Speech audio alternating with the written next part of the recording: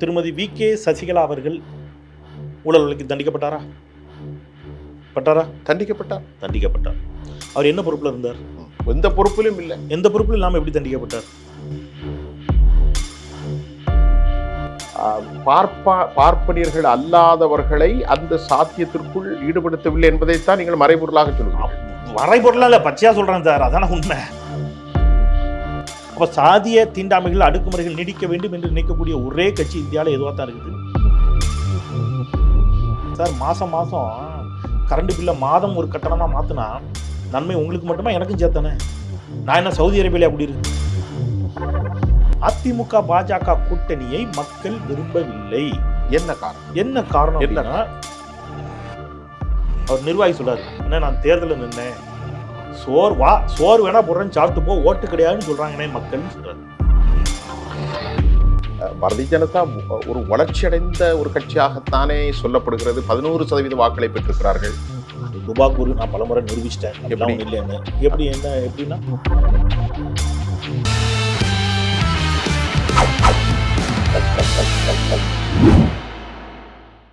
உலகத் தமிழர்கள் அனைவரையும் ஜெம் தொலைக்காட்சியினுடைய அரசியல் ஆடுகளம் ஒரு நேருக்கு நேர். இன்றைக்கு நாம் சந்திக்க போற மிக முக்கிய ஆளுமை தமிழ் தொலைக்காட்சி வரலாற்றில் சமீபகால தசாப்தங்களில் ஒட்டுமொத்த தமிழுலகில் அறியப்பட்ட மிக முக்கியமான ஆளுமை, மூத்த ஊடகவியலாளர் சகோதரர் திரு செந்தில் அவர்களை நாம் இந்த நிகழ்ச்சியினுடைய சந்திக்க போகிறோம். இந்த நிகழ்ச்சியில் சமகால அரசியலின் சமாதானமில்லாத பல கேள்விகளை தொய்வில்லாமல் அவரோடு கேட்டு உலக தமிழ் சமூகத்திற்கு இந்த காணொலியை நாங்கள் சமர்ப்பிக்கிறோம். அந்த அடிப்படையில் எமது அமர்வுக்கு வந்திருக்கக்கூடிய தோழர் சகோதரர் திரு செந்தில் அவர்களை நான் வரவேற்கின்றேன். சார் வாங்க. சார், இப்போ மிக முக்கியமாக உங்கள்கிட்ட நான் கேட்கக்கூடிய ஒரு கேள்வி, தமிழக அரசியலின் நிலை எப்படி இருக்கு?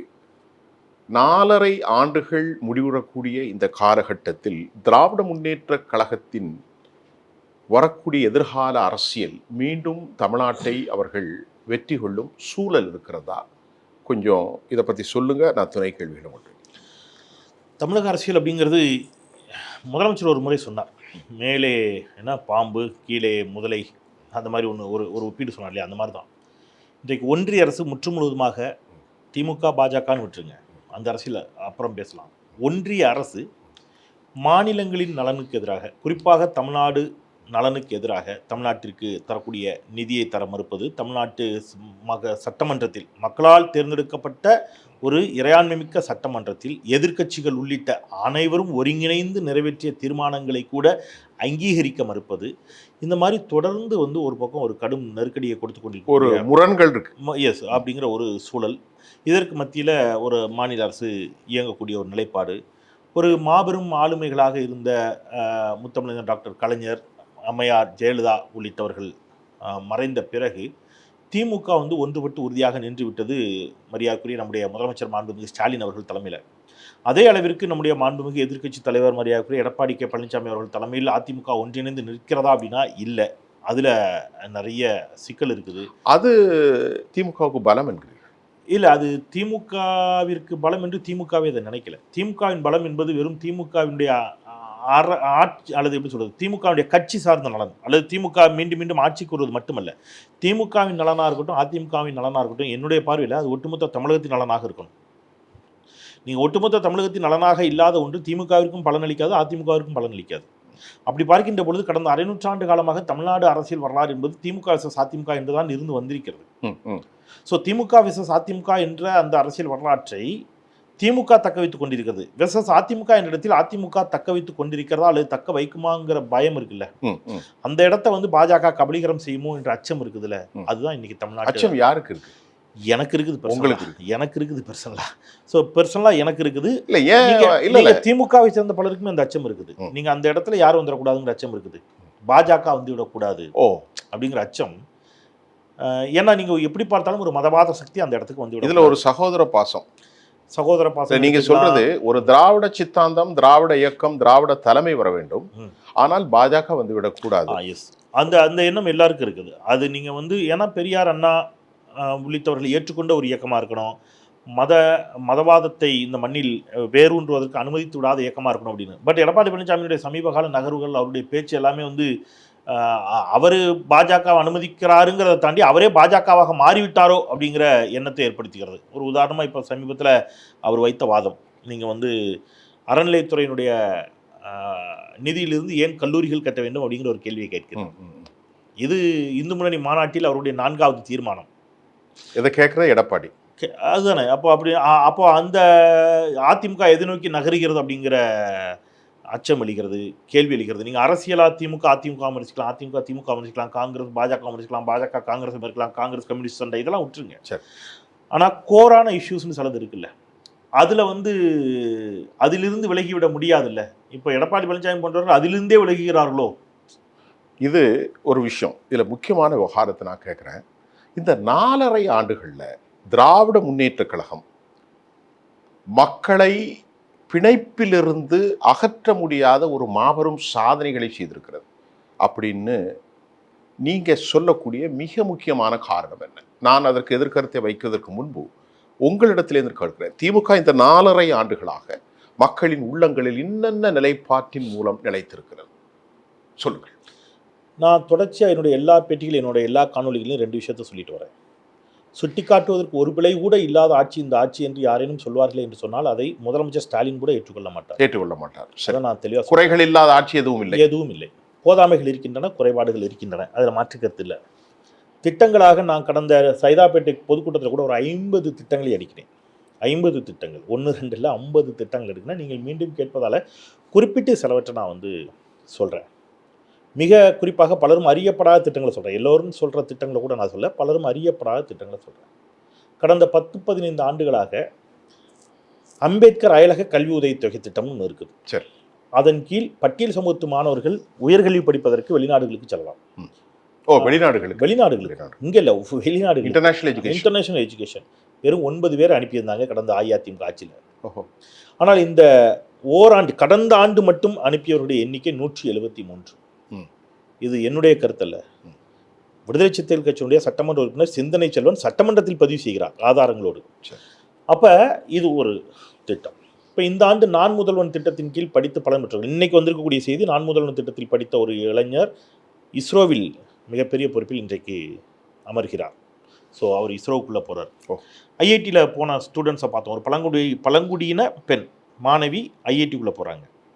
ஐஐஎம் எக்ஸாம் எழுதி கிளியர் பண்ண இளைஞர்களை நம்ம பார்க்குறோம். இதுக்கு வந்து ஆண்டுக்கு 1000 பேரை தேர்வு செய்து அவர்களுக்கு 4000 ரூபாய் அவர்களுக்கு உதவித்தொகை கொடுத்து தங்குமிடம், உணவு உள்ளிட்ட பயிற்சிகளோடு அவர்களை தயார்படுத்துகிறாங்க. ரைட்.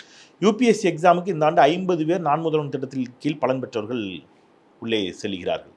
ஸோ இப்போ ஆஸ் யூஷுவலாக அடுக்கக்கூடிய எல்லா மேடைகளிலும் அடுக்கக்கூடிய கலைஞர் மகளிர் உரிமை தொகை திட்டம், விடியல் பயண திட்டம், நான் முதல்வன், புதுமை பெண், தமிழ் புதல்வன், இல்லம் தேடி கல்வி, முதலமைச்சரின் காலை உணவு திட்டம், சென்னையில் கலைஞரின் பெயரில் ஒரு பன்னோக்கு மருத்துவமனை, மதுரையில் கலைஞரின் பெயரில் ஒரு 100 நூலகம், மதுரையில் ஜல்லிக்கட்டு மைதானம், கீழடி அருங்காட்சியகம், இந்த மாதிரியான திட்டங்களை தாண்டி நான் இப்போ நீங்கள் நேரமின்மையின் காரணமாக 50 திட்டங்கள் இருக்கல, 50 திட்டங்களை கூட நம்மளால் சொல்ல முடியும். இதெல்லாம் பண்ணியிருக்கிறாங்க. எல்லா ஆட்சிகளையும் இதெல்லாம் பண்ணுவாங்க. அது இருக்கட்டும். மற்ற ஆட்சிகளிலும் கூட எங்கள் ஆட்சியில் இந்த மாதிரி திட்டங்களை கொடுத்துருப்பாங்கன்னு சொல்லலாம். பட் இதெல்லாம் இவங்க அடிக்கிறாங்க. என்னென்ன திட்டங்கள் நீங்கள் கேட்டதுனால சொல்கிறேன். இவ்வளோ திட்டங்கள் வந்து இன்றைக்கி நடந்திருக்கிறது. இதனுடைய ப்ராக்ரஸிவ் ரிப்போர்ட் அப்படிங்கிறது என்ன அப்படின்னு கேட்டிங்கன்னா, இன்றைக்கு தமிழ்நாடு, இது ஒன்றிய அரசு சொல்கிறது, நான் சொல்கிறது இல்லை, தமிழ்நாட்டினுடைய பொருளாதார வளர்ச்சி என்பது 9.69 விழுக்காடாக உயர்ந்திருக்கிறது. அப்போ இதையும் ஒன்றிய அரசு தான் சொல்லுது. சரி, இப்போ நீங்கள் சொன்னது ஒரு ஆட்சிக்கான மிக சிறப்பான வழிமுறை. பொதுவாக இந்த திட்டங்கள் எளிய மக்களிடத்தில் பெரிய அளவில் பாதிப்பை எப்போதும் பேச்சு பொருளாக ஆக்காது. புரியல, பாதிப்புன்னா எளிய மக்கள் நீங்கள் கொடுக்குற எல்லா திட்டமும் எல்லாம் போய் சேர்ந்ததா என்பது வேறு விவகாரம். புரியல, வேறு விவகாரம். வேறு விவகாரம் என்றால் அவர்கள் இந்த விவகாரத்தை எல்லாம் குறித்து அறிந்திருக்கிறார்களா? இப்போ நீங்க சொன்னீங்க பலன் அடைந்திருக்கிறார்களா? பலன் அடைந்தாலும் அயலக கல்விக்கு சாமானியவர்கள் எத்தனை பேர் சென்றிருப்பார்கள்? பட்டியல் சமூக மாணவர்கள் யாரு? பெரிய அளவுல இல்ல, அதுல போறது போறது முழுக்கவே பட்டியல் சமூக மாணவர்கள் மட்டும்தான். சரி, இப்ப ஓபிசி மக்கள் இருக்கிறார்கள். இவர்கள் எல்லாம் உங்களுடைய வாக்கு வங்கிகள் தான். சிறுபான்மையினர்களும் உங்களுடைய வாக்கு வங்கிகள் இல்லை. என்ன இருக்கு? இப்ப நான் என்ன கேட்கிறேன்னா, சமீபகால நடவடிக்கையில் தமிழ்நாட்டுடைய சட்டம் ஒழுங்கு, தமிழ்நாட்டுடைய போதை கலாச்சாரம், அண்ணா யூனிவர்சிட்டி விவகாரம், அதே சமரம், அதை பார்த்து இப்பொழுது அஜித்குமாருடைய படுகொலைகள், திராவிட முன்னேற்ற கழக அமைச்சர்களுடைய ஊழல்கள், குறிப்பாக செந்தில் பாலாஜி போன்ற நடவடிக்கைகள், பொன்முடியினுடைய ஒரு வரம்பற்ற அன்லீசிங் speech that should be the more implications on the society. But that I may be guesser. இது ஒருவேளை தமிழ்நாட்டில் திமுகவுக்கு எதிர் நடவடிக்கைகளை ஏற்படுத்தியிருப்பதாக நாங்கள் அறிந்து கொள்ள முடிகின்றது. How can you deny it? யாரும் அதை டினை பண்ணலையே, யாரும் டினை பண்ணல. இதெல்லாம் திமுகவுக்கு பெரும் பாதிப்பு தான். நீங்க நடந்ததா ஒன்று சொன்னீங்கல்ல, இதெல்லாம் நடக்கலைன்னு யாரும் டினை பண்ணலன்னு நான் சொல்றேன். நடந்திருக்கு, இதெல்லாம் நடந்திருக்கு. நடந்ததுனால தான் செந்தில் புதுக்கோட்டையில் தலித் சமூகத்தில் சேர்ந்த அந்த மலம் கலந்த வேங்கை வயல் எல்லாமே நடந்திருக்கு. இது யாருமே டினை பண்ணல. வேங்கை வயல் விவகாரம் அப்படின்னு நீங்கள் ஒரு கேள்வி வச்சிங்கன்னா திமுகலேருந்து பதிலுக்கு என்ன சொல்கிறாங்க அப்படின்னா, என்ன சொல்கிறாங்க, வாச்சாத்தின்னு ஒன்று வைப்பாங்க. பரமக்குடியில் 6 பட்டியல் சமூகத்து சேர்ந்தவர்களை காக்கா குருவி சுட்ட மாதிரி ஜெயலலிதா சுட்டாங்களேன்னு ஒன்று வைப்பாங்க. சாதிய தீண்டாமை அப்படிங்கிறது திமுக ஆட்சி காலத்தில் தொடங்கியதும் அல்ல, அதிமுக ஆட்சி காலத்தில் தொடங்கியதும் அல்ல. ரைட்?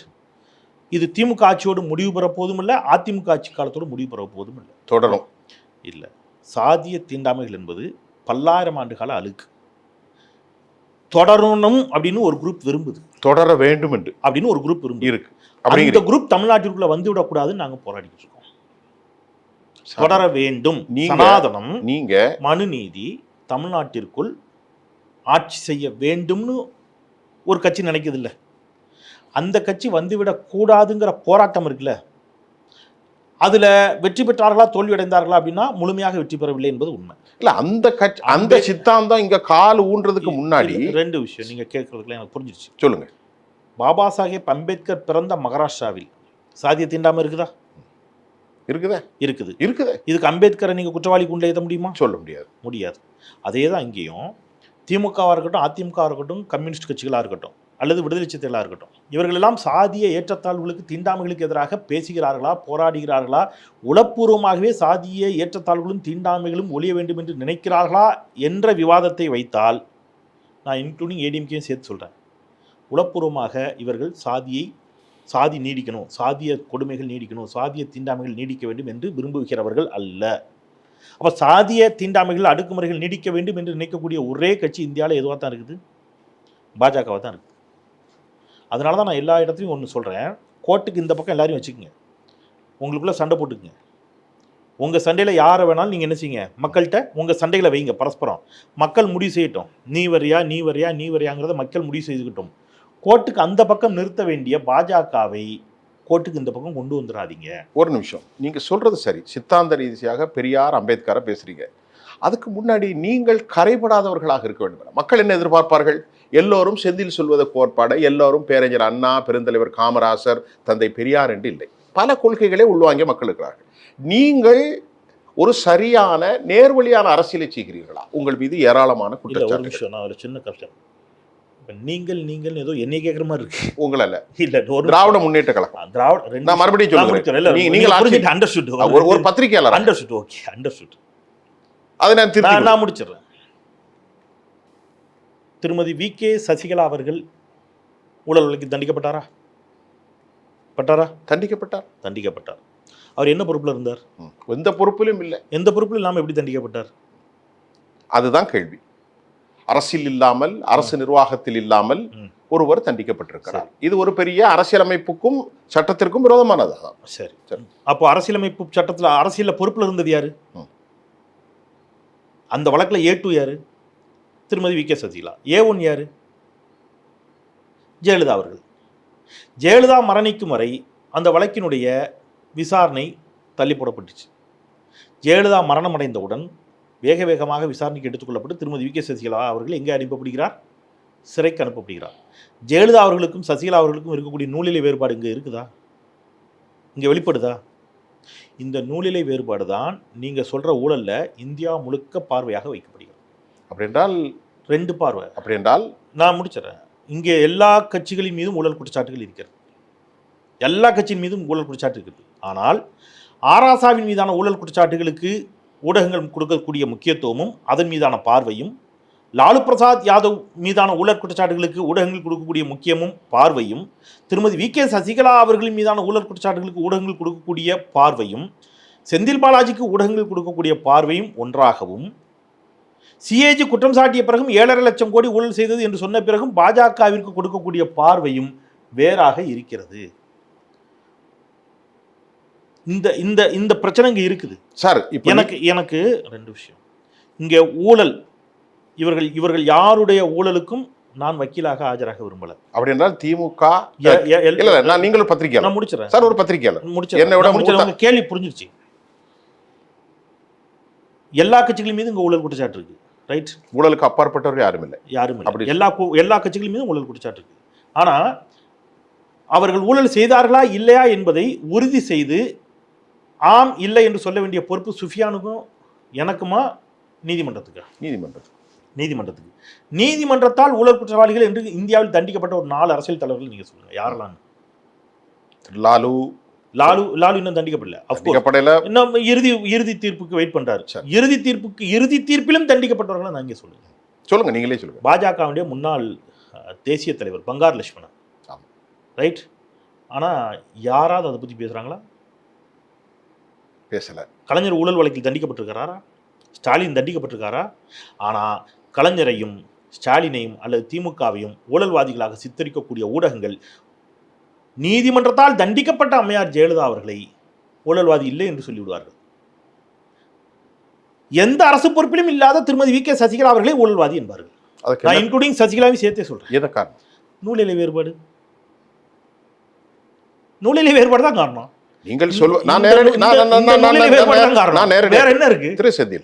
நீங்கள் கூறுகிற உங்களுடைய செயல்பாட்டை பார்க்கின்ற போது பார்ப்பனியம் என்கின்ற ஒரு சொல்லில் பார்ப்பனியன் ஊடகவியாளர்கள் பார்ப்பனியர்கள் அல்லாதவர்களை அந்த சாத்தியத்திற்குள் ஈடுபடுத்தவில்லை என்பதைத்தான் நீங்கள் மறைபொருளாக சொல்கிறீர்கள். மறைபொருளா இல்ல, பச்சையா சொல்றேன் சார். அதான உண்மை. அப்படிதான் நீங்கள் சொல்கிறீர்கள். மறைபொருளா இல்ல, இது என்ன பெரிய மறைபொருள்? நேரடியாக பச்சையா சொல்றேங்கிற அதான் சொல்றேன். நீங்க ரொம்ப சிம்பிள். துக்ளக் ஆசிரியர் திருச்சோ அவர்கள் மிடாஸ் சாராய ஆலை நிறுவனத்துல பொறுப்புல இருந்தாரா? இருந்தார்ல. ஆமா. ஆனா அவர் நேர்மையானவர். எல்லாரும் ஒத்துப்பாங்க. அப்படிதான் நீங்களும் ஒத்துக்கணும், நானும் ஒத்துப்பேன். நீங்க சார் கொஞ்சம் இருங்க. நீங்க பழைய வரலாறுகளை சொல்கிறீர்கள். இல்ல ஒரு நிமிஷம். சரி.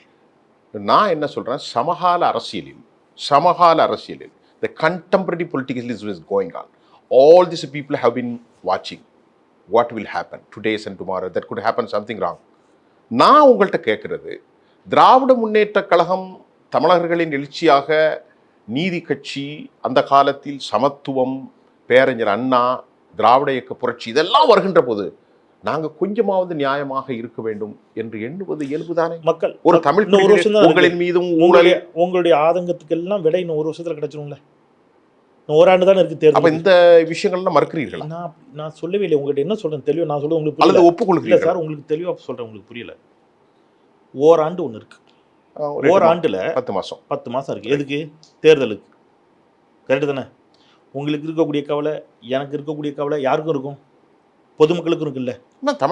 தமிழ்நாட்டை பற்றிய கவலை எல்லாருக்கும் இருக்குல்ல. தமிழ்நாட்டு மக்களுக்கு இருக்குல்ல. மக்களுக்கு உண்டு, வாக்காளர்களுக்கு உண்டு இல்ல, வாக்கு செலுத்தக்கூடியவர்களுக்கு இருக்கும்ல. நான் ஒரு வாக்காளனாகத்தான் கேட்டுக்கொண்டிருக்கிறேன். அப்போ அதே வாக்காளனாகத்தான் நானும் பதில் சொல்றேன். அதே வாக்காளர்களாக 2026 உங்க கேள்விக்கெல்லாம் மக்கள் பதில் சொல்லுவார்கள். சரி, நான் ரைட் விட்டுருங்க. அடுத்த ஒரு கேள்வி. 505 வாக்குறுதிகள் 15+. நிறைய விஷயத்த நாம 90% நீங்களே வருகிறது. சாரி, திமுக, நான் திமுகவினத்தில் பேசிக் கொண்டிருப்பதை போன்ற ஒரு மனோநிலை எனக்கு. மன்னிக்கணும். திராவிட முன்னேற்ற கழகம் 520 வாக்குறுதிகளில் 505 + 15 90 விழுக்காடு நிறைவேற்றியிருக்கிறார் அப்படின்னு சொல்லுகிறாங்க. The open proclamation has been made. Right. இப்போ நான் உங்களுக்கு கேட்குறேன், let us know something and asking you. கல்வி கடன் ரத்து 4.5 வருஷம் முடிந்தது. 1 மாதத்தில் ஒரு முறை அட்டையில் மின்சார பதிவு முடிந்தது. எம்எஸ்பி என்கின்ற கரும்புக்கும் விலைக்குமான, நீங்கள் எல்லாத்தையும் கூட்ட சொல்லுங்க, ஒன்றா தெரிச்சுன்னா நேரம் போதாது. 4வது பழைய ஓய்வூதியார் திட்டம், இதெல்லாம் முக்கியமாக. 5வது மருத்துவர்கள், செவிலியர்கள், இவர்களுக்கெல்லாம் கொரோனாவில் பாதிக்கப்பட்டவர்களுக்கு வேலை வாய்ப்பு எல்லாம். இந்த ஒரு 5மே நிறைவேற்ற முடியாமல் lot of the distance movement is going on. They are conducting many agitation, protection. அப்ப இந்த விவகாரத்தை நடத்தாமல் நீங்கள் எப்படி 505 90% நாங்கள் நிறுத்திவிட்டோம் என்று ஒரு பொய்யான வாக்குறுதியை சொல்ல முடியும்? என்ன கேள்வி? தவறுதான். எப்படி சொல்ல முடியும்? தவறு தானே? தவறு தான். திமுக செய்த தவறு தான். ஆமா, எப்படி சொல்ல முடியும்? 98% எப்படி சொல்ல முடியும்? ஏன் சொல்லுகிறார்கள் 90%? 90% ஏன் சொல்லுகிறார்கள்? அப்ப சரி, ஒரு 89% சொல்லலாமா? வச்சுக்கலாம். 89 சொல்லலாமா? சரி, வைத்துக் கொள்ளுங்கள். வச்சுக்கொள்ளாமா? அது ஒன்றும் பிரச்சனை இல்லையா? பிரச்சனை இல்லை. சரி, 80 ரைட் வச்சுக்கலாமா? யாராவது ஒருத்தர் எக்ஸாக்டா எத்தனை சதவீத வாக்குறுதிகள் நிறைவேற்றப்பட்டுச்சு அப்படிங்கிறத யாராவது, இப்ப நீங்க இப்ப எத்தனை சொன்னீங்க? 5 சொன்னீங்களா? இப்போ ஒரு 5 தான் சொல்லியிருக்கேன். 5னா அந்த 5 முக்கியமானது. கல்வி கடன் முக்கியமானது. ஒரு 5. இன்னும் எத்தனை இருக்கும்னு நினைக்கிறீங்க இந்த மாதிரி முக்கியமானது? உங்களுடைய நான் அப்படி எல்லாவற்றையும் ஆய்வு செய்ய விரும்பவில்லை. ஆய்வு செஞ்சுட்டு தானே வந்திருக்கோம். ஆய்வு செய்கிறேன், அதுக்கான நேரம் விடவில்லை. இல்ல 2 கேள்வி சார். இப்ப அப்படின்னா நான் என்ன சொன்னாலும் நீங்க நம்புற இடத்துல வந்து இருக்கீங்க. ஆமா, அப்ப நான் என்ன சொல்றேன், நான் அதை அடுத்த முறையில் நீங்கள் சொன்னது போய் இன்னும் மறுப்பேன். அப்படி சொல்ல இதற்காகவே நான் இந்த முறை நீங்க வந்திருக்கணும் தெளிவா. என்னன்னா 2 கேள்வி சார். திமுக இத்தனை வாக்குறுதி கொடுத்துச்சு, இதுல இதெல்லாம் நிறைவேற்றல சார். அப்படிலாம் கிடையாது, நிறைவேற்றுச்சுன்னு யாரும் சொல்லல. நீங்க சொல்லல, நானும் சொல்லல. நீங்க பத்திரிகையாளர் இல்ல சார். ஆனா திமுக என்ன சொல்றாங்க? இல்ல சார், திமுகவினருமே எங்க சொன்னாங்க? புதிய பழைய ஓய்வூதிய திட்டத்தை நாங்க நிறைவேற்றிட்டோம்னு சொன்னாங்களா? 90% நிறைவேற்றாட்டுல சொன்னாங்க சார். நீங்க சொன்ன 5 சேர்த்து சொன்னாங்களா? அப்படி இல்ல. எல்லா அரசியல் கட்சி இப்படிதான் சொல்லும். திமுக, அதிமுக, பாஜக எல்லா கட்சியும் என்ன சொல்லும்? எல்லா கட்சியுமே என்ன சொல்லும்? நாங்க வந்து எல்லா வாக்குறுதியும் நிறைவேற்றிட்டோம். அப்படித்தான் எல்லா கட்சியும் சொல்லும். திமுக அப்படித்தான் சொல்லும். சரி இல்லையா? அது இல்ல. ஆனா நிறைவேற்றப்பட்ட வாக்குறுதிகள், வாக்குறுதியே கொடுக்காம நிறைவேற்றிய சில திட்டங்கள், அதுவும் உண்மை தானே? அதில் மாற்றுக்கிறது இல்லையே. காலை உணவு திட்டம்னு ஒன்று கொண்டு வந்தாங்க. சிலதை வந்து எதுலேயே இல்லை, பட்டியலே இல்லை, கொடுத்துருக்குறாங்க. +15 சேர்த்துருக்கீங்க. 70 விடுதலை சாத்தியப்படுத்துறாங்க. இஸ்லாமிய சிறைவாசிகளில் இன்னும் கொஞ்சம் பேர் உள்ள இருக்கிறாங்க, மற்றவர்களை வந்து விடுதலை செய்து விட்டார்கள். இது ஒரு பெரிய பட்டியலை அவங்க தொடர்ச்சியாக போடுறாங்க. இந்த பட்டியலில் எதையும் இங்கே யாருக்கும் என்ன இல்லை, மறுக்கிறதுக்கு தரவுகளும் இல்லை அப்படிங்கிறீங்க. இல்லை தானே? இல்லை, இப்போ நீங்க சொல்லுங்க. மகளிருக்கு கட்டணமில்லா பேருந்து இருக்கா இல்லையா? இருக்கு. மாதம் 1000 ரூபாய் கொடுக்குறாங்களா இல்லையா? கொடுக்குறாங்க. ரைட்டு. இந்த கலைஞர் பன்னோக்கு மருத்துவமனை கட்டிட்டாங்களா இல்லையா? கட்டிட்டாங்க. 48 மணி நேரத்தில் நம்மை காக்கும் 48ன்னு ஒரு திட்டம் நடைமுறையில் இருக்குதா இல்லையா? இருக்குது. மதுரையில் பெரிய கலைஞர் நூற்றாண்டு ஒரு நூலகத்தை கட்டியிருக்காங்களா இல்லையா? கட்டியிருக்கிறாங்க. நான் முதல்வன், தமிழ் புதல்வன், புதுமை பெண் திட்டம் எல்லாமே அமலில் இருக்குதா இல்லையா? இருக்குது. இதன் கீழ் ஒரு கேட்ரிங் வேலை பார்த்துட்டு படித்த ஒரு சாதாரண இளைஞன் படித்து முடிச்சு இன்னைக்கு வந்து எங்கே போகிறான்? யூபிஎஸ்சி எழுதியிருக்கிறான், ஐஐடி எழுதியிருக்கிறான், ஐஐஎம்முக்கு போகிறான். மாணவர்கள் அவர்களாகவே முன்வந்து தங்கள் வீடை காட்டி பேட்டி கொடுக்குறாங்க. மலைவாழ் பழங்குடியின பொண்ணு இவ்வளோ தூரம் வளர்றா. இது எல்லாமே ஒரு பக்கம் இருக்குது. நிறைவேற்றாத வாக்குறுதிகள் இருக்குதா? ஆமாம், அதுவும் இருக்குது. இந்த வாக்குறுதிகள் நிறைவேற்ற வேண்டும் என்று உங்களோடு சேர்ந்து நானும் என்ன தான் செய்கிறேன் அரசுக்கு. சார், மாதம் மாதம் கரண்ட் பில்லை மாதம் ஒரு கட்டணமாக மாற்றினா நன்மை உங்களுக்கு மட்டுமா எனக்கும் சேர்த்தானே? நான் என்ன சவுதி அரேபியா கூடி இருக்கிறேன்? இதைத்தான் மக்கள் கேட்குறாங்க. இது எல்லாரும் சேர்த்து நான் ஒன்று இது முடிச்சிடறேன். இது எல்லாமே சேர்த்து இது எல்லாத்தையும் பார்ப்பாங்க அவங்க. ஆனால் இதெல்லாம் உங்களுக்கு இல்லை. திமுக வள்ளுவர் ஒன்று சொல்லியிருக்கிறார், குணம் நாடி குற்றமும் நாடி அவற்றுள் மிகை நாடி மிக்க கொளல். மக்கள் மிகை நாடுவார்கள். மிகை நாடுகின்ற பொழுது பார்ப்பாங்க, ஓகே இவ்வளோ ஸ்கீம்ஸ் வந்துருக்குது. இப்போ நீங்கள் எனக்கு சொல்லுங்கள், கடந்த 4 ஆண்டு எடப்பாடி பழனிசாமி ஆட்சி காலத்தில் போடப்பட்ட ஒரு 10 நல்ல திட்டங்கள் எனக்கு இல்லை. அதாவது இல்லை, ஒரு பத்திரிகையாளராகவே சொல்லுங்க. ஐயோ, நான் அந்த இடத்துல வச்சு கேட்கல. பத்திரிகையாளராக அவர் இல்லை எடப்பாடி, நான் ஒரு பத்திரிகையாளராக எடப்பாடிக்காக பேசவில்லை. நான் இப்பொழுது இந்த நிகழ்ச்சியில உங்கள்கிட்ட கேட்கறது எடப்பாடி அப்படி நீங்க பேசுறீங்கன்னு சொல்ல இல்ல இல்ல, அது சரி, அது சரி. நானா ஒரு நிமிஷம், நீங்க இப்போ சத்துணவை கொண்டு வந்தவர் யார்? எம்ஜிஆர். அதுக்காக நீங்க அதிமுக சொல்ல முடியாது, கரெக்டா? சத்துணவுல முட்டையை சேர்த்தவர் யாரு? கலைஞர். அதுக்காக உங்களை திமுக காரன்னு சொல்ல முடியாது. அது சரி. ஒரு பத்திரிகையாளராக யார் யார் சொல்றோம். இல்ல இல்ல, இப்போ நான் உங்ககிட்ட என்ன கேக்குறேன் செந்தில் சார், இப்போ நான் உங்கள்கிட்ட கேட்கறது, நீங்க நான் சொன்ன திட்டங்கள்லாம் திமுகவுடைய பெரும் வாக்குறுதி.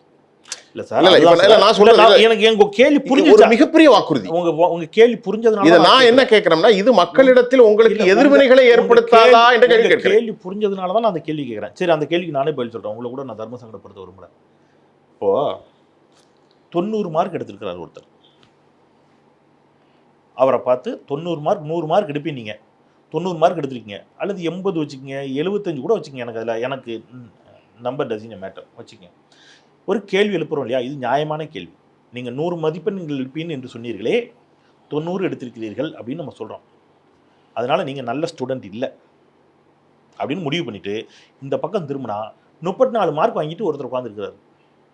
அந்த பக்கம் திரும்பினா 40 மார்க் வாங்கிட்டு ஒருத்தர் உட்காந்துருக்காரு, அந்த பக்கம் திரும்பினா ஒருத்தர் முட்டை மார்க் வாங்கிட்டு உட்காந்துருக்காரு. சரி, அப்படி இருங்க இல்லையா? நேரம் கருதி நான் ரெண்டாவது வரேன். உடைய திட்டங்களை நான் கேட்பது எனது ரைட் இருக்கு, அதை மறுப்பதில்லை. நீங்கள் திமுக காரர்ல ஒரு பத்திரிகையாளராக நல்லா பண்ணியிருக்காங்கன்னு சொல்வதும் மறுப்பதும் உங்களுடைய விவகாரம். இப்பொழுது நான் என்ன கேட்கிறேன், இந்த கூட்டணியில் இருக்கிறது இதனுடைய பலம் என்ன, பலவீனம் என்ன? ஏனென்று கேட்டால் மிக முக்கியமாக எந்த கூட்டணி? திராவிட முன்னேற்ற கழகத்தினுடைய கூட்டணியும் எதிர்முகாமில் இருக்கக்கூடிய பாரதிய ஜனதா கூட்டணி பொதுவாக மக்களுடைய பலம்.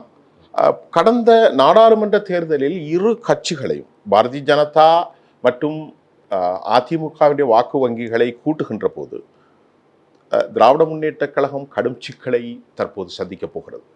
நான் சொல்லவில்லை, it has a lot of anti incumbency. அரசுக்கு எதிரான நிலைப்பாடு ஒரு 5 விழுக்காடு எப்போதும் உண்டு, அது எந்த அரசாக இருந்தாலும் சரி. இப்பொழுது அவர்கள் கூட்டணி அமைத்திருக்கிறார்கள். மிக முக்கியமாக அதிமுகவின் பல தலைவர்கள் உள்ளே வரலாம், வராமலும் போகலாம், பேச்சுவார்த்தை நடந்து கொண்டிருக்கிறது. இதையெல்லாம் பார்த்து சொல்லுங்கள், எந்த மாதிரியான சிக்கல் திமுகவுக்கு இருக்கிறது? ஒரு வாதம் வைக்கிறாங்கல்ல, அதிமுக பாஜக ஓட்ட கூட்டினா அவங்க ஜெயிச்சிருவாங்க. ஆமாம், பொதுவாக 2000 கடந்த நாடாளுமன்ற தேர்தலில் 19 நாடாளுமன்ற தேர்தலில் அதிமுக கூட்டணி யாரோட இருந்துச்சு? தனித்து, அதிமுக தனித்து தான் இருந்தது. 2019 நாடாளுமன்ற தேர்தலில் பாஜகவோடு. அப்போ ஜெயிச்சிருக்கணும்ல, ஜெயிக்கல. அப்போ சேர்ந்துன்னா ஜெயிப்பாங்கிற வாதம் முதல்ல பிழையான வாதம். 24 தனித்து நின்ற கூட்டணி தான் இதை சொல்கிறேன். 19 சேர்ந்துதான் நின்றாங்க. சேர்ந்து நின்று ஜெயிக்கல தானே, ஒரே ஒரு தொகுதி தானே. தேனியில மட்டும் ஓபி ரவீந்திரநாத் தானே வெற்றி பெற்றாரு. அப்போ சேர்ந்து நின்றால் வெற்றி பெறுவார்கள் என்ற வாதம் முதல்ல தவறு. பாலிடிக்ஸில் 1+1 2 தான் ஆகணும்னு இல்லை. 1+1 3 ஆகலாம், 1+1 0 ஆகலாம், 1+1 -ஆகவும் போகலாம். ரைட், அதுக்கு ஒரு உதாரணமே சொல்கிறேன். விழுப்புரம் நாடாளுமன்ற மக்களவை தொகுதிக்குட்பட்ட 6 தொகுதிகள், அதில் ஒன்று தான் விக்கிரவாண்டி. அந்த விக்கிரவாண்டியில் திமுக கூட்டணி சார்பாக போட்டியிட்டவர் திரு ரவிக்குமார். அவர் பெற்ற வாக்குகள் அரௌண்ட் 70,000 சம்திங். ரைட், அதே தொகுதியில் இந்த நடந்து முடிந்த நாடாளுமன்ற தேர்தலில் அதிமுக தனியாக நிற்குது, பாமகவும் பாஜகவும் ஒன்றா நிற்கிறாங்க. ரைட், திருப்பி விக்கிரவாண்டியில் இடைத்தேர்தல் வருது. அதிமுக போட்டியிடலை, பாமகவும் பாஜகவும் கூட்டணி வைத்து போட்டியிடுகிறார்கள். அதிமுக வாக்கு ஆப்வியஸ்லி யாருக்கு பேருக்கணும்? பாமகவுக்கு பேருக்கணும். 2 பேருக்கும் வித்தியாசம் 7,500 வாக்குகள் தான். வெறும் 7,500. அதிமுக தோத்தது அந்த தேர்தலில். அதுக்கு முன்னாடி. ஆனா இப்ப அதிமுக வாக்குலாம் எங்க பேருக்கணும்? இப்ப பாமக வேட்பாளருக்கு பேருக்கணும்ல. பாமக போயிருந்தா 97,000 ஓட்டு வாங்கியிருக்கணும். போகல. 97,000 வாக்கு வாங்கியிருக்கணும். போகல. ஏன் போகல அப்படின்னா, பாஜகவோட கூட்டணி வைத்த காரணத்தினால் அஇஅதிமுகவினரே கணிசமாக யாருக்கு ஓட்டு போட்டாங்க? திமுக வேட்பாளருக்கு ஓட்டு போட்டாங்க. அதிமுக பாஜக கூட்டணியை மக்கள் விரும்பவில்லை. என்ன காரணம் அப்படின்னா, கடைசியா ஜெயலலிதா அவர்கள் சொன்ன ஒன்று, முருகன் மாநாடுன்னு ஒன்றை நடத்தி நீங்க முருகனை புகழலாம், பாடலாம், மாற்று கருத்து இல்லை. ஆனால் அதே மாநாட்டு மேடையில நீங்க பெரியாரையும் அண்ணாவையும் இழிவுபடுத்துகிறீர்கள். அதிமுக வேடிக்கை பார்க்குது. 2, இன்னைக்கு ஒரு வீடியோ வைரல் ஆகிட்டு நீங்கள் பார்த்துருப்பீங்க. விருதுநகரில் பூத் கமிட்டி கூட்டத்தில் மரியாதைக்குரிய திரு நயினார் நாகேந்திரன் அவர்கள் அவர் கேட்குறாரு. அவர் நிர்வாகி சொல்கிறார், அண்ணா நான் தேர்தலில் நின்னேன், சோறு வேணா போடுறேன்னு சாப்பிட்டு போ, ஓட்டு கிடையாதுன்னு சொல்கிறாங்கண்ணே மக்கள்னு சொல்கிறார். சொல்கிறது நான் இல்லை, பாஜக நிர்வாகி சொல்கிறார். அண்ணே வா, சோறு வேணா போடுறேன், ஓட்டு கிடையாதுன்னு சொல்லிட்டாங்கன்னே சொல்கிறார். அப்போ தொடர்ச்சியாக அந்த பக்கத்தில் நீங்கள் ஒன்றும் இல்லை, நான் 2 கேள்வி கேட்குறேன். தேசிய ஜனநாயக கூட்டணியில் டிடிவி தினகரன் இருக்கிறார் அப்படின்னு யார் சொன்னா? அவரே தான் சொல்றார். ஆமா, எடப்பாடி ஒத்துக்கிட்டாரா? அந்த கட்சிக்குள்ள நாம அதுக்காக பேச முடியாது. நம்ம பேச முடியாது. உங்களை கேட்கல, நான் கேட்கறது தேசிய ஜனநாயக கூட்டணி இவ்வளவு பலவீனமா இருக்குங்கிறதுக்காக இந்த கேள்வி கேட்கிறேன். நான் ஒரு ஆடியன்ஸுக்கு புரியணுங்கிறதுக்காக. டிடிவி அவர்கள் வெளிப்படையாகவே பாஜகவின் நிலைப்பாடு தான் எனக்குறது, என்னுடைய நிலைப்பாடு தான் பாஜக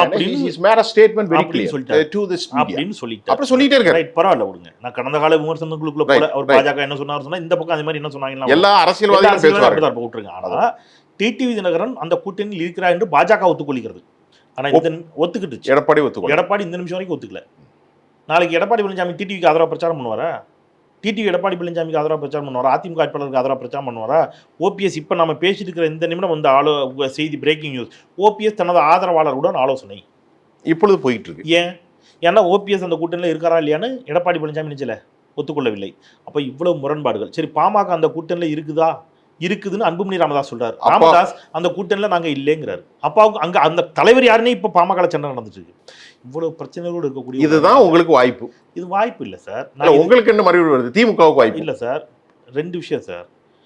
நான் இதை நான் திருப்பி தமிழ்நாடு நலன் சார்ந்து பேசிக்கிட்டே இருக்கேன். நீங்க திமுக அரசியலாவே இதை அணுகுறீங்க. ஆமா பிரச்சனை. அது அப்படி அணுகாதீங்க. நான் என்ன சொல்றேன்னா திருப்பி சொல்றேன். நீங்க தான் அதை சொல்லிட்டீங்களே. சொல்லி முடிச்சிடறேன். நீங்க தான் சொல்லிட்டீங்களே, ஊழல் செய்யாத கட்சிகள் யார், ஊழல் செய்யாத தலைவர்கள் யார்? திமுகவுக்கும் அப்பாற்பட்டது. திமுகவும் ஊழலுக்கு அப்பாற்பட்டது அல்ல. ஊழல் குற்றச்சாட்டுகளுக்கு உள்ளாகாத, நான் ரொம்ப தெளிவா சொல்றேன், ஊழல் குற்றச்சாட்டுகளுக்கு உள்ளாகாத அரசியல் தலைவர்கள் யாரும் இல்லை. ஆனால் அவர்கள் ஊழல்வாதியா இல்லையா என்பதை நீதிமன்றம் இருக்கு. நான் அந்த இடத்துக்கு போல. நான் சொல்றது லாஸ்ட் ஒன், நிறைவா சொல்றேன். நான் என்ன சொல்றேன்னா திருப்பியும் இதை அதிமுக அரசியலா பாத்தீங்கன்னா பரஸ்பரம் அது ஒரு பெரிய விவாதமா போயிட்டே இருக்கும். என்னுடைய கேள்வி ஒன்னே ஒன்று, தமிழ்நாட்டிற்குள் பாஜக எம்மி அளவும் வந்துவிடக்கூடாது. வந்தால் உங்களுடைய கவலையா? என்னுடைய பர்சனல் கவலை. எல்லாருக்கும் இந்த கவலை இருக்கணும். வந்தால் தமிழ்நாடு மணிப்பூராக மாறும். அப்படி சொல்ல வந்தால் தமிழ்நாடு, அது உங்க சாய்ஸ். சார் ஒரே ஒரு கேள்வி, இந்த பிரச்சனை எடுத்தனால ஒரு கேள்வி. பாரதிய ஜனதா ஒரு வளர்ச்சி அடைந்த ஒரு கட்சியாகத்தானே சொல்லப்படுகிறது. 11% வாக்களை பெற்றிருக்கிறார்கள். டுபாக்கூர் நான் பலமுறை நிரூபிச்சிட்டேன் அப்படிலாம் ஒன்றும் இல்லைன்னு. எப்படின்னா கடைசியாக சட்டமன்ற தேர்தலில் பாஜக பெற்ற வாக்குகள் எவ்வளவு? 2.26. 2014 அவங்க 9 தொகுதியில் போட்டிட்டு வாங்கிய வாக்கு சதவீதம் 5.56. 9 தொகுதிகளுக்கு 5.56னா 23 தொகுதியில் போட்டிட்டு அவங்க வாங்கின ஓட்டு எவ்வளோ வாங்கியிருக்கணும்? 18% வாங்கியிருக்கணும். வாங்கினது எவ்வளவு? 11%. 11ங்கிறது 5லேருந்து 11 இல்லை சார். 5லேருந்து 11 சார். 9 தொகுதிக்கு 5 சார். அது சொல்றீங்க, பிரிச்சு சொல்றீங்க. அப்புறம் நீங்க அந்த கணக்கு சேர்த்து எடுக்கணும்ல. பாஜக எங்கேருந்து வளர்ந்துருக்கு? இது ஒட்டுமொத்த தமிழ்நாடை சாராதுங்க. சார் தமிழ்நாட்டில் பாஜக வளர்ந்துடுச்சுன்னு ஒரு பிம்பத்தை ஏற்படுத்தி நம்ப வைக்கிறார்கள். அந்த நம்பிக்கையை ஏற்படுத்தி அந்த நம்பிக்கையின் வழியாக எலக்ட்ரானிக் ஓட்டிங் மிஷினை பயன்படுத்தி அதிமுக போன்ற கட்சிகளை மிரட்டி தேர்தல் ஆணையத்தை கையில் எடுத்துக்கிட்டு இங்கே ஏதாவது தில்லுமுள்ளு செஞ்சு கூட 10 சீட்டை முதல்ல கணக்கு காட்டி 2031 உள்ளே வந்துடலாமான்னு பார்க்குறாங்க. அதுக்கு யார் இரையாகி கூடாது அப்படிங்கிற அச்சம் எனக்கு இருக்குது. உத்தரப்பிரதேச நிலைமை தமிழ்நாட்டுக்கு வந்துடக்கூடாது, பீகார் மாதிரி தமிழ்நாடு ஆயிடக்கூடாது, குஜராத் நிலைமை இங்கே வந்துடக்கூடாது, மணிப்பூர் நிலைமை இங்கே வந்துடக்கூடாது என்ற அச்சத்தில் நான் பேசி கொண்டிருக்கின்றேன். இதுதான் இங்கே கோர் இஷ்யூவாக இருக்கணுமே தவிர இதை மடைமாற்றுவதற்கு பாஜக செய்யக்கூடிய எந்த உத்திகளுக்கும் மக்கள் இரையாகிவிடக்கூடாது அப்படிங்கிறத நான் உறுதியாக இருக்கிறேன். இந்த நல்ல நேரத்தில் நாம் வச்ச பல கேள்விகளை கேட்பது எனது உரிமை. நீங்கள் பதில் சொல்வது உங்கள் அடிப்படை. ஆகவே இது மக்களின் பார்வையில் காணொலியில் விட்டு விடுகிறோம். அடுத்து நாங்கள் சந்திக்கின்ற போது அடுத்த பிரச்சனைகளை பற்றி பேசுவோம். ரொம்ப நன்றி சார்.